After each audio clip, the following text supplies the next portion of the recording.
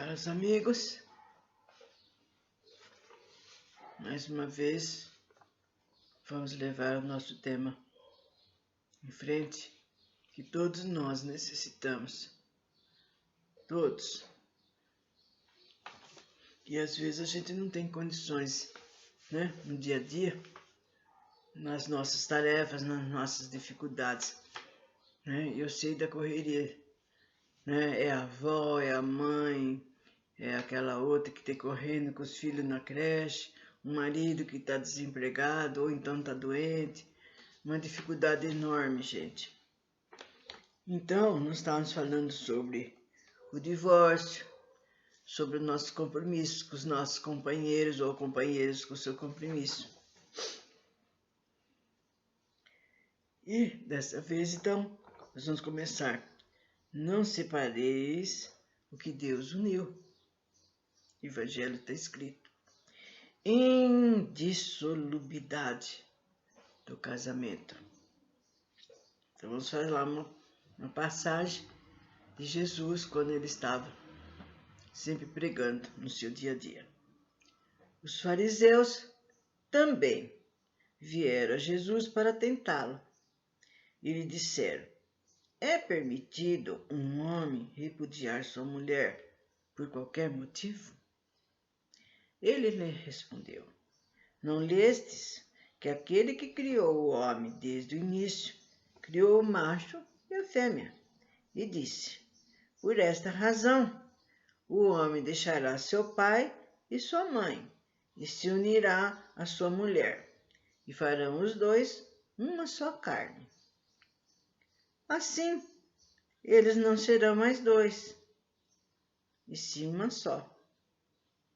Que o homem não separe, não separe o que Deus uniu. Mas por que razão, disseram eles, Moisés não ordenou que se entregue à mulher uma carta de reparação e que a repudie? Jesus lhes respondeu: devido à dureza dos vossos corações, que Moisés vos permitiu repudiar vossas mulheres. Mas isso não aconteceu desde o início, né? Então a gente estava falando que antes não era assim, mas depois os homens, eles foram, naquela época eles não aceitavam conselho, não queriam ouvir, né? Eles se habituavam à brutalidade, fosse com esse, com aquele. Então Moisés precisou mesmo ser bem forte e bem determinado para poder levar ao cabo o que ele veio fazer aqui. Então Jesus está explicando por que Moisés falou, por que houve, por que fez.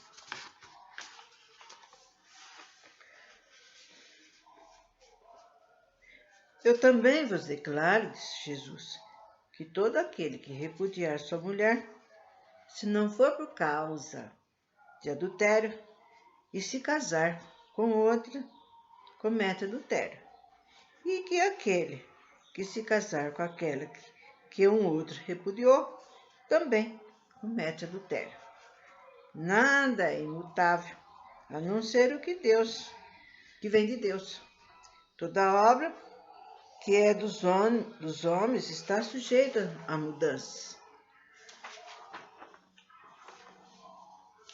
Então, gente, o que está falando aqui, Jesus naquela época, ele tinha que usar de artimanhas, de artifícios, de parábolas, e tinha que ser bem perspicaz, porque para explicar, ainda mais os fariseus e os saduceus que ficavam na cola dele, e qualquer deslize, qualquer coisa que ele fizesse, eles caíam em cima. Então ele tinha que pensar bem e explicar bem por meio dessas maneiras que ele explicava, né, naquela época. E tudo foi mudando até então, modificando, né, da maneira de ser. Só que o adultério é considerado, sim, um crime, uma coisa errada. Não é porque mudou de lá para cá, apenas continuou sendo motivo de atenção. As leis da natureza são as mesmas em todos os tempos, em todos os países. As leis humanas transformam-se de acordo com o tempo, com os lugares e o progresso da inteligência. No casamento, o que é de ordem divina é a união dos sexos para permitir a renovação dos seres que morrem. Mas as condições que regulam essa união são de tal modo humana que não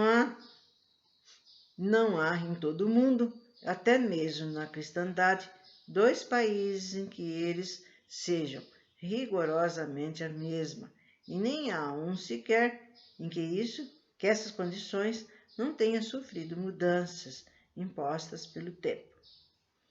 O resultado disso é que, pela lei civil, o que é legítimo num país, numa época, é adultério na outra.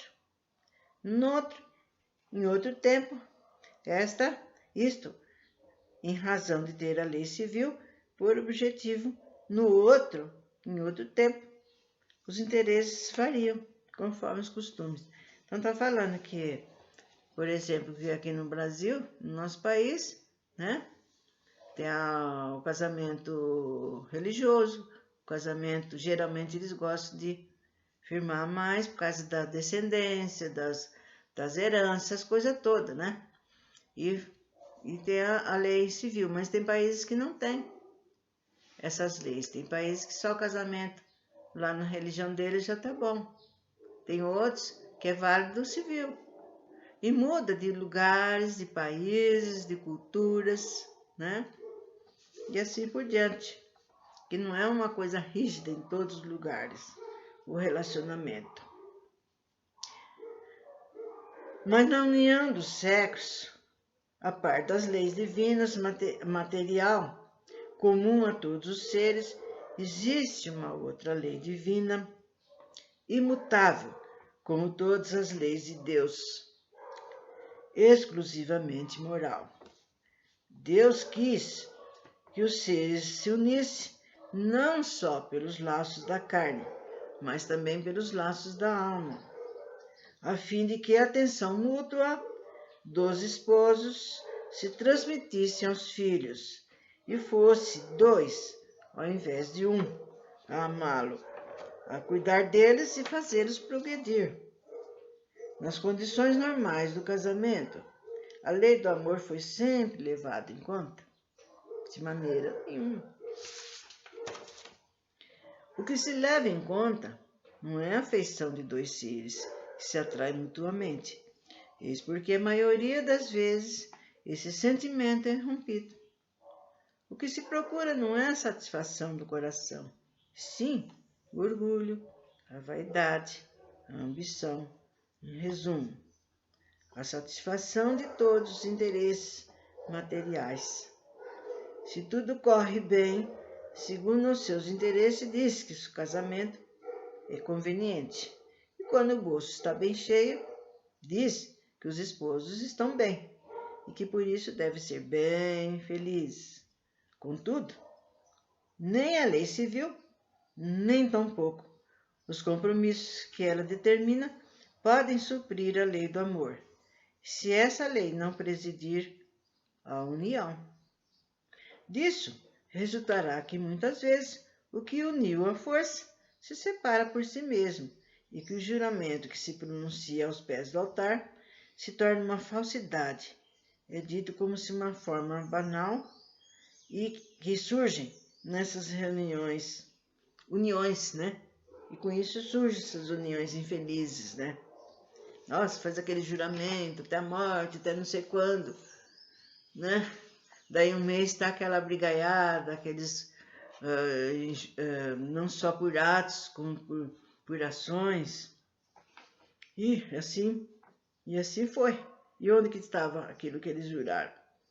Então surgem uniões infelizes que acabam por se tornar criminosas, que a gente está vendo por aí afora agora. Aliás, sempre vimos, né? A infelicidade dupla que seria evitada nas condições de casamento, não se esquecesse da única lei que o torna legítimo aos olhos de Deus, que é a lei de Deus, a lei do amor. Quando Deus disse, sereis somente uma carne, e quando Jesus disse, não separareis o que Deus uniu, isso deve ser entendido segundo a lei de Deus, que não se altera jamais, e não conforme a lei variável do homem. Será então supérfluo e desnecessária a lei civil, e deveriam voltar para o casamento de acordo com a natureza? Não. A lei civil tem por objetivo reger as relações da sociedade, os interesses da família, de acordo com as exigências da civilização. E vendo ser previdente, porque o homem civilizado não pode mais viver como selvagem. Levando-se em conta tudo isso, nada, absolutamente nada, se contrapõe para que ela seja a decorrência e a confirmação das leis de Deus.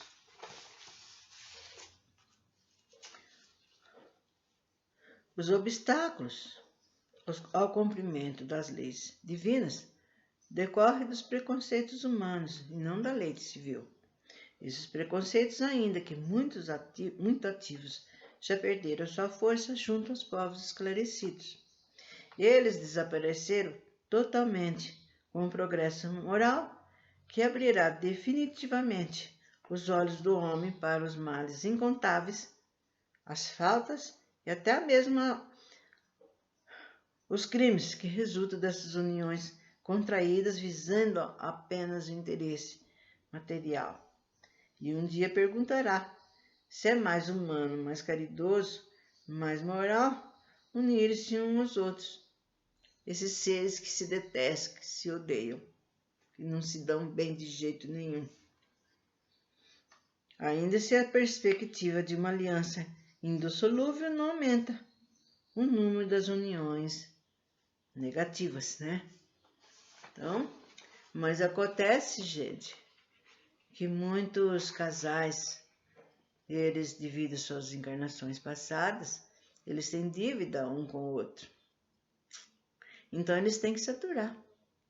Então, não adianta divorciar, não adianta desquitar, não adianta ir para o Polo Norte, porque na próxima encarnação, de qualquer jeito, eles têm que se preparar outra vez até chegar um bendito dia que os dois estejam bem. E é por aí o negócio. Não é do jeito que a gente quer, não. É do jeito que Deus quer. Então, vocês estão vendo que quanta dificuldade, e depois resulta também que a Terra, devido aos tipos, devido à nossa cultura, devido à educação, à parte social, nem todos os lugares são iguais. O que é para um país, nossa, você viu aquele homem com 2 mulheres? Então no outro, ele vai falar que ele é adúltero. E assim por diante. Então assim caminha a humanidade, né? Assim caminham as coisas. Mas só que nós temos que separar uma coisa da outra, né? Pelo nosso caráter, pela maneira que a gente deve agir, porque a gente sabe que a gente não está manchando aquele mandamento, né? Não adulterarás. Também não é só no sentido de casamento, tem outros tipos de adultérios também que o homem pratica contra o seu semelhante, gente. Nem tudo são flores, então.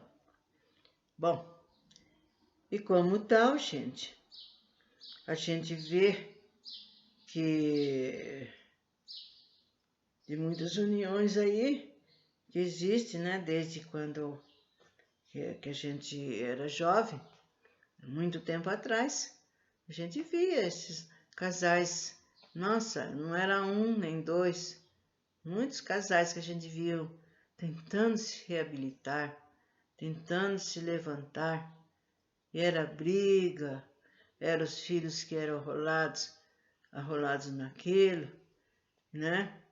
E era uma falta de respeito, né, no lar. E eu aproveito que já estou no fim para relatar. Isso foi real. Então, no tempo que eu era mais jovem, que eu participava das reuniões mediúnicas na minha cidade, então era comum, né, gente, todas as vezes. Então, os médios recebiam seus mentores, seus guias, os parentes, às vezes vinham parentes dar um alô, com todo respeito. Num determinado dia, então peço até licença dessa entidade, porque há muita necessidade de ser falado sobre isso como um exemplo. Essa entidade se revelou dizendo, né? Ela cumprimentou, né? Agradeceu o fato dela ter sido recebida ali. E ela então começou conversando, falando que uma das vidas dela, ela infelizmente, ela cometeu o adultério. E ela era jovem, bonita, mas acontece que ela se engraçou por um homem e esse homem era casado. Mas quem que tirava isso ela falou, quem que tirava da cabeça dela que era um erro. Então, como até hoje a gente vê que muitos acham que não tem nada demais, a mesma coisa é ela. Chegou até o ponto da esposa desse homem e eu pedi para ela, pelo amor de Deus, para que ela se afastasse, porque eles tinham filhos pequenos e ela dependia da presença dele, do trabalho, para educar os filhos. Aí ela falou, vocês pensam, gente, que eu fiz o que ela queria? Pois aí que eu continuei. Até que ele saiu do lar, deixando a esposa e os filhos. E fomos morar juntos, né? Fomos viver juntos aquele amor impossível. Mas, como tudo acaba, como tudo passa, chega no momento, eles desencarnaram. E qual não foi, né, o suplício deles? Quando eles passaram para a parte espiritual, eles já começaram a sofrer, tanto ela como ele. Ele, porque ele devia ser determinado, ter força, né? Falar, não, eu sou casado, eu estou muito bem casado, tenho meus filhos. Não, ele cedeu como um cordeirinho. E ela, porque sabendo que não tinha fundamento, mesmo assim ela seguiu em frente. Então, aí um longo sofrimento, gente. Ela passou, sofreu ele, sofreu ela, até que chegou um momento em que a espiritualidade resolveu intervir. Aí a parte espiritual convidou-os que voltasse à carne, reencarnasse, que a única maneira que eles teriam para retificar o mal que eles fizeram era na própria terra, onde eles abusaram. E voltaram os dois. Voltaram, depois de muito preparo, porque não ia ser fácil. Eis que eles, quando encarnaram, aí eles se conheceram, mas eles, tanto um como o outro, eles eram pobres. Não tinham nada que levasse para frente ou que construísse um lar bom, confortável, nada, gente. E foi passando o tempo, eles tiveram filhos também. E com o tempo, o marido dela, né, que foi o adulto do passado, ele começou a ficar doente, porque eles eram muito pobres, não tinham o que comer, tinha que cuidar dos filhos, ficou tuberculoso. E ela começou a notar nela uns problemas na pele. Nossa, que será isso que está aparecendo? Essas manchas. Mas eles não tinham condições de pagar um médico, de comprar um remédio. E quando ela resolveu ir num lugar assim como um posto de saúde, aí o médico constatou que ela estava com lepra. Falou, olha filha, mas está em estado muito adiantado. Se você tivesse vindo antes, a gente já começava o tratamento e tem tratamento. Não é mais uma doença incurável, mas no seu caso está bem adiantado. Então você vai ter que separar os seus familiares para fazer o tratamento. Foi o que aconteceu. Mas no dia a dia dela ver que ela não podia abraçar os seus filhos, que ela não podia beijá-los, que ela não podia estar do lado do seu marido, seu companheiro, aquilo foi desgastando, ela foi sofrendo, ela foi se tornando cada vez mais triste, irremediavelmente triste, até que um certo dia ela não aguentou mais, gente, e se matou.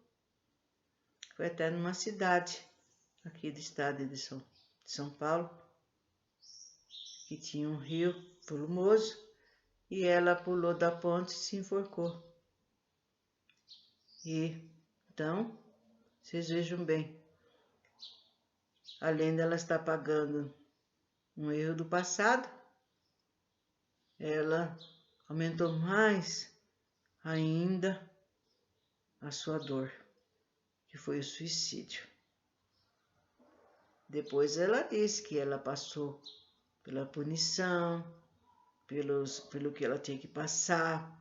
Ela começou a ver que a vida era eterna, só o amor constrói. E com isso, com o tempo, ela foi se modificando,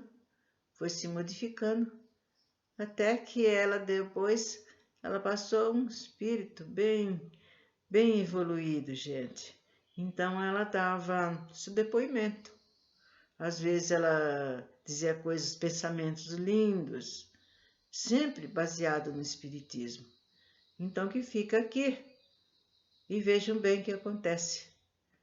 E então é melhor quem estiver fazendo, pensando em fazer, e ver se ele vai aguentar um sofrimento desse no futuro. Porque não é história, isso foi verídico, gente. Eu presenciei o depoimento desse espírito. Naquela época já tinha passado tudo, mas ela contou o que aconteceu devido à imprevidência dela. Então, até uma próxima vez e que Deus nos ajude.